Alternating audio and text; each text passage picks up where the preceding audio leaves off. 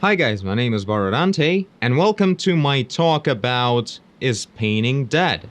But yeah, I've been having quite a lot of fun lately, and sorry by the way about not a lot of videos on both of my channels. It's simply because I really wanted to dive in and, work on my path towards making games in Unreal Engine. And yeah, I'm gonna show you around a little bit in this tiny level. It's nothing, it's not a level.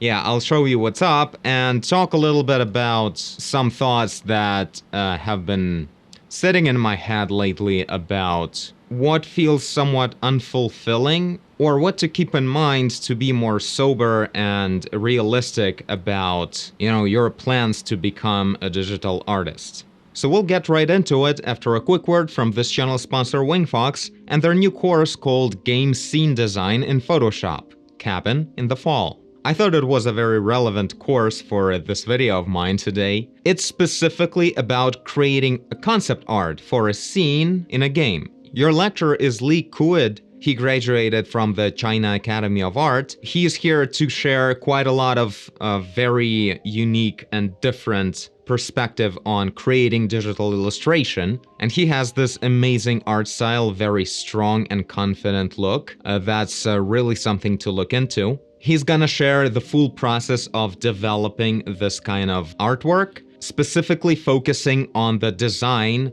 and what it takes to come up with this type of scenery. And what I think is really important about this course is that it's very applied. You're working on a specific narrow direction in which you can apply your art skills, which is something I think is very important to always include improving in your professional path. So if any of you guys are interested, this course is in the early birds fundraising stage right now, which means you can get it for only $9 right now and get the full access in 40 days when it actually starts coming out. You can find the affiliate link to the course in the video description.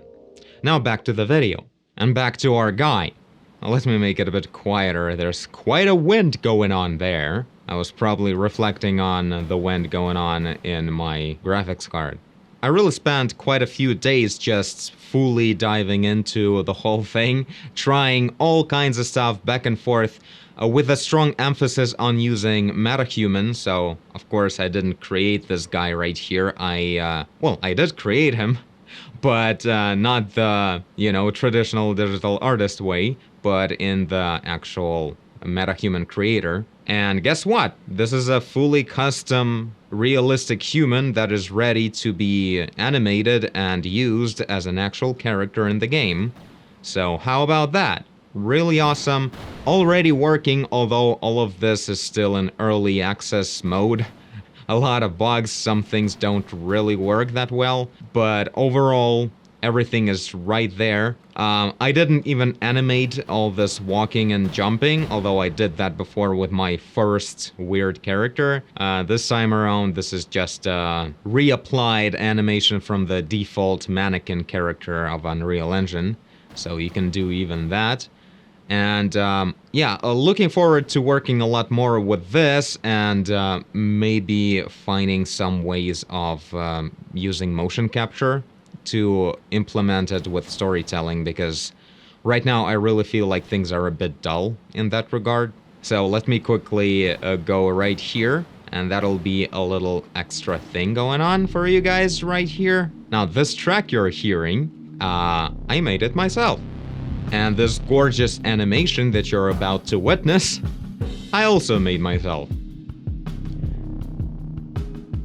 So yeah, this is something I've been talking about when I only started learning Unreal Engine, when I opened it for the first time for you guys to look at. I mentioned that I wanted to go through, creating a character, making it walk around, doing certain things, being able to interact, adding sounds, adding certain events like cutscenes with animation, like custom animation, including the walking animation, and being able to generally make the level, the game logics somewhat work, like something to actually happen. And I gotta say, I'm pretty much successfully halfway there. I also want to go ahead and make a bit more actual, maybe a level going on, but I'd probably better do that with something that's closer to a part of the story that I'm working on for the actual game that I'm gonna be working on.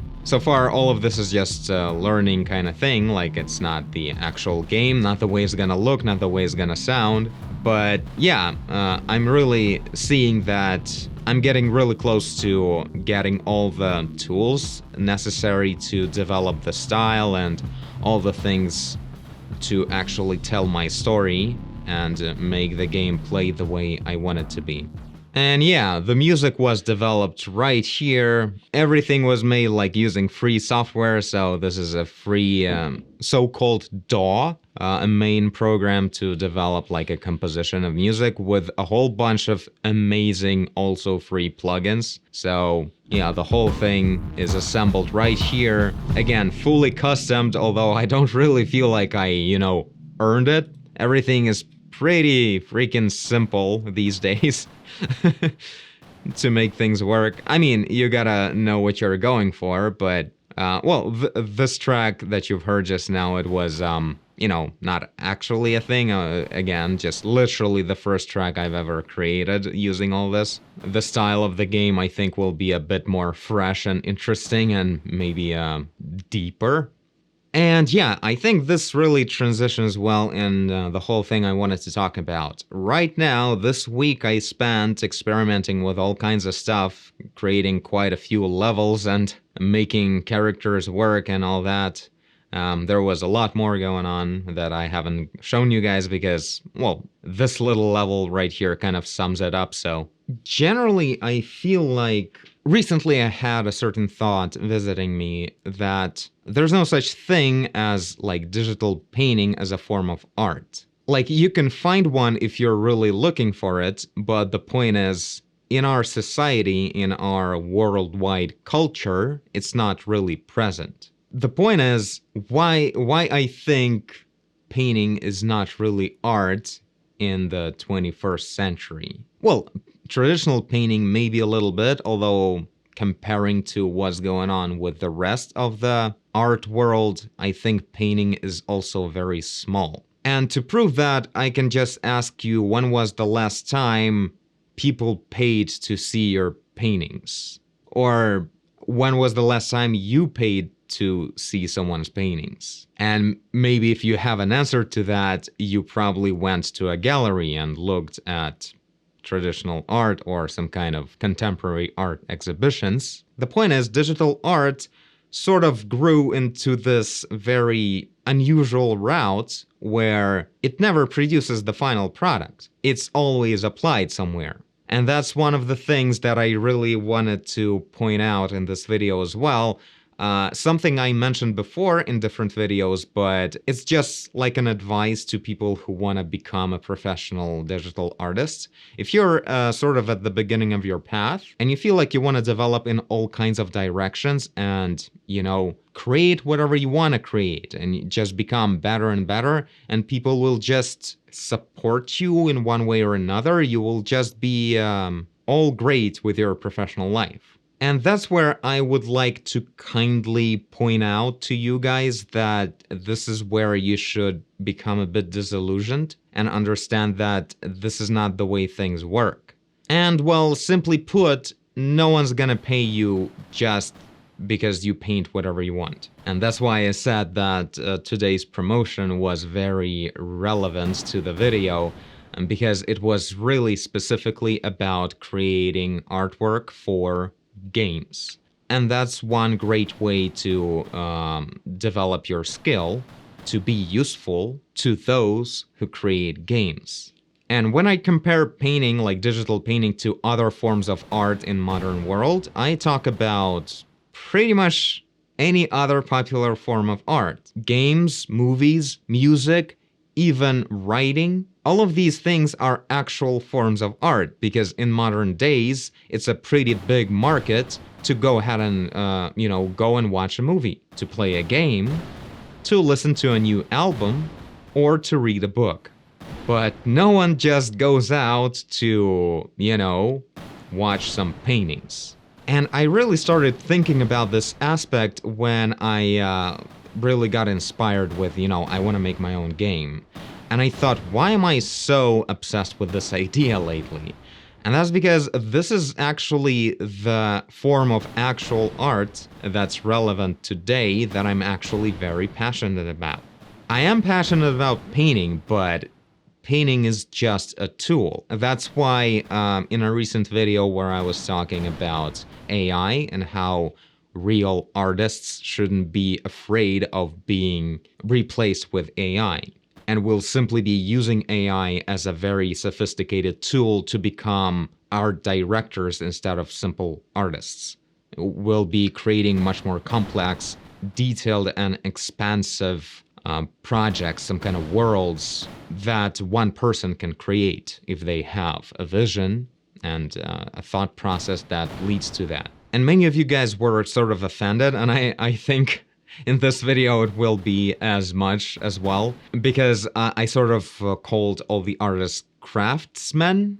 A lot of you guys don't mind being craftsmen, and that's where you will lose your jobs. You will stop being able to just be that, But I guess that would be one huge asterisk to that video about AI, is that in order to be an artist that is not afraid of AI, you have to be an actual artist, meaning someone who creates something unique and develops a project start to finish, following their own vision, and then that project is being consumed by society. So you're directly producing a content, producing some kind of creation for simple humans, not other artists, not a project manager of a game or a movie.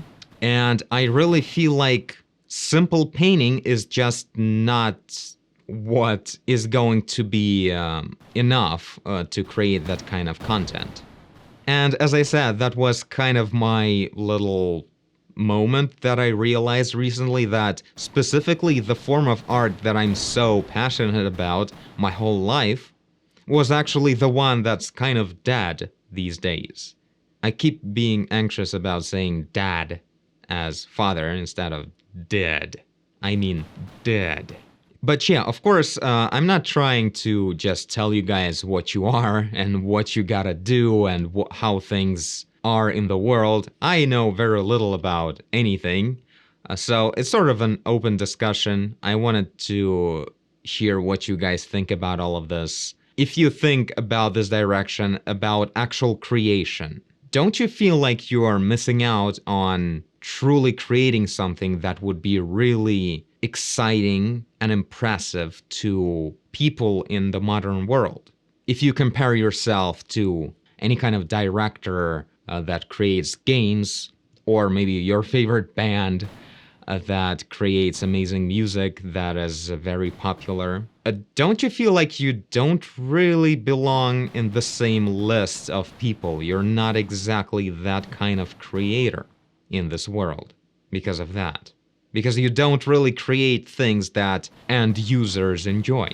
But of course, again, I'm not saying that being a craftsman is a bad thing. Being of any profession that is useful in the world is absolutely amazing these days, try to find a job or whatever, right? And if you end up actually working as a part of big projects that are developing something exciting or very useful to the society, that's absolutely incredible. So I don't try to say that you guys, are smaller people because of that.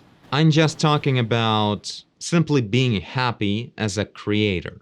And of course, some of you guys will probably mention in the comments that, you sell your art here and there, like you do some kind of artwork on demand, or maybe you sell some badges, or there's a bunch of different stuff like DeviantArt and whatever. But that's like very small and niche things. Niche is a very thing that always follows painting. It's always niche in one way or another. And I think that, if some of you guys kind of think similar to what I think, I feel like you should start looking out to certain different areas where you could maybe apply your talent to become a creator that creates an end product. Of course, 10 times out of 10, it means being a sort of like a leader, right? A director. So you will have a team that works for you. But this is exactly the part where, like, first of all, if you are a music creator, you can do it on your own. And I feel like very soon a lot of people will be able to create 3D animation and games as a one-man project. And not just, something bare bones and not very exciting to look at, but something actually very, very impressive and interesting, something that would tell a compelling, non-compromised kind of story. So yeah, I guess that's what I wanted to talk about. That's what I wanted to share to, open up a little bit on my vision in terms of like why I decided to start, making games.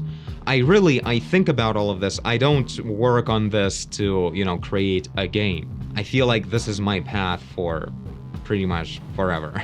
This is actually maybe the first time where I'm legit creating something that I feel like I can give it my 100%.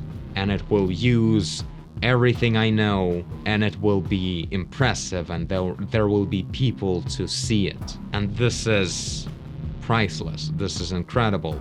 An incredible feeling that I feel like you will never get if you just sit there in your comfort zone and just create digital paintings, especially if they're not applied and you're, meaning not following like specifically concept art or, some kind of specific artwork for maybe illustrations in a book. If you're just creating paintings on your own, just creating these stories and very complicated thoughts, the way I did before I started YouTube. I had a blog where I was putting out a lot of complex thoughts and illustrating them. If you are this kind of artist the way I used to be, maybe you are the one who needed to hear this. Maybe this is something that might make you feel unappreciated these days. You create these very interesting thoughts and complicated stories and maybe philosophical ideas, and no one pays attention to you. And that's simply because if you really think about it, if you weren't an artist, you wouldn't be watching these yourself. Simply because people today just don't specifically, intentionally watch paintings. Again, specifically digital paintings. If you're an artist that puts your paintings in some galleries, that's another thing, but that's a very different kind of activity and professional path that involves a lot of connections and all that kind of stuff. And I know most of us don't even want to hear about that as well. We want to create and we want people to care. So maybe it's time to move on a little bit and look into modern technology that might let you do that. But yeah, I guess for me, that'll be it. Just wanted to share with you guys where I've been, why I wasn't doing anything else for a little while. It's just because I'm very excited about this new form of art that I am getting into.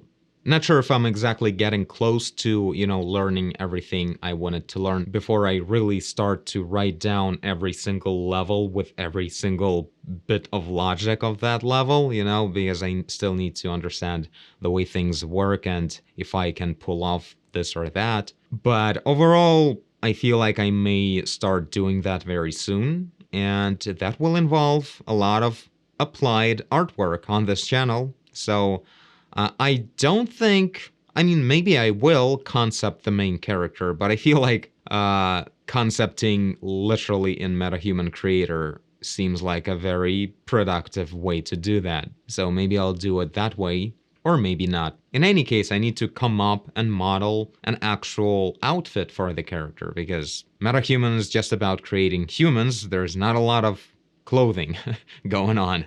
It's just 3 sets of top and bottom stuff, and that's it. So yeah, you guys look forward to some concept art in foreseeable future. And for me, that'll be it.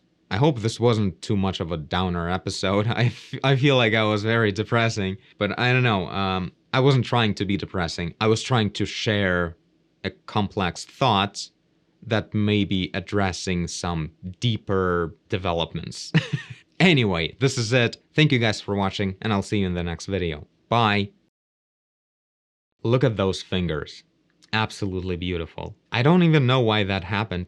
I didn't touch fingers.